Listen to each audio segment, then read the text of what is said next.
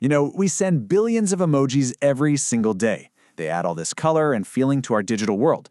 But what if I told you that behind these simple little symbols, there's a secret language that's way more complex and honestly, way more misunderstood than you'd think? In this explainer, we're going to crack that code. And that brings us right to the heart of it, the big question. Are emojis actually a universal language? I mean, we all kind of assume a smiley face here means the same thing as a smiley face over there, right? Well, as we're about to find out, that assumption might be totally wrong. Take a look at these. We use them all the time without even thinking. But what if the emotional vibe of that simple heart or that thumbs up could change, like really change, depending on who you're talking to and where they're from? Well, the data is in, and it tells a fascinating and very, very different story. So here's our game plan. First, we're going to put emojis right under the microscope. Then we'll see where we're all coming together with a kind of global core language. But then we'll get into the good stuff, where hidden meanings keep us worlds apart. After that, we'll look at what this all means for brands and, the whole future of how we express feelings online. Okay, let's dive in. Emojis under the microscope. Our guide for this whole thing is this incredible research paper called Beyond Words, Emoji Patterns in Cross-Cultural Branding. And what it does is it zeroes in on two really different cultures to see how they're actually using these little symbols. So the study looks at two main groups. On one side, you've got English-speaking users, mostly from Western cultures. Think a more direct, individualistic way of talking. And on the other side, Turkish-speaking users, who come from a more community-focused or collectivist communication style. This contrast right here is the key to unlocking some amazing insights. And listen, this wasn't some tiny online poll. These researchers analyzed millions of posts and replies on a major social media platform over 5 years. They were digging deep, looking for patterns in which emojis were used, the variety, and most importantly, the hidden emotional meanings behind them. So, what did they find? Well, at first glance, the data really seems to point in one direction, that emojis are becoming a universal language. The case looks pretty strong. And here's the first huge takeaway. Across these two very different cultures, the actual emojis people are choosing to use, they're becoming more and more similar as time goes on. It's like we're all agreeing on a core set of go-to symbols. This graph shows it perfectly. It's measuring the distance, basically how different the emoji choices are between the two groups. When the line is high, our choices are far apart. When it's low, they're similar. Now just look at that blue line for the most popular emojis. See how it's trending down, down, down over 5 years? That's the evidence right there. Our tastes are lining up. But wait, there's more. This chart adds another piece to the puzzle. The lines here show the variety of different emojis being used. And look, both lines are heading downwards. That means both groups are using a smaller, more focused vocabulary of emojis over time.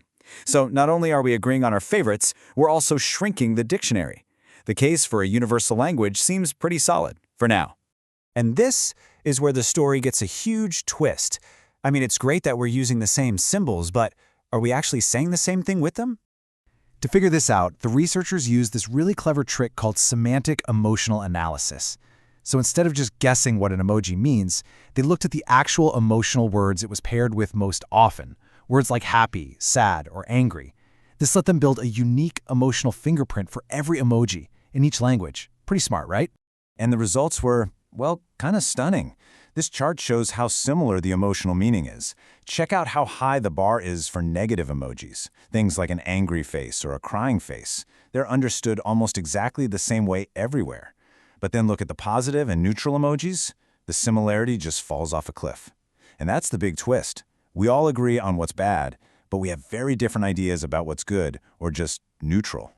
This quote from the researchers just nails it. A global visual lexicon is definitely showing up. But our own cultural context still profoundly shapes all the little details and feelings in how we communicate. Let's make this real with a perfect example, the red heart emoji. On this slide, that middle chart shows its emotional profile in English. See all that blue? That's the word happy. It's super positive, pretty simple. But now, look at the top chart for Turkish users. Yeah, there's some happiness in there, but look at all those other colors mixed in. It's often used with words for sadness, even disgust. This suggests it's used in much more complex ways, like showing sympathy after a tragedy. It's the exact same symbol, but it lives in a totally different emotional world. So you might be wondering, okay, that's cool, but why does this matter? What's the so what?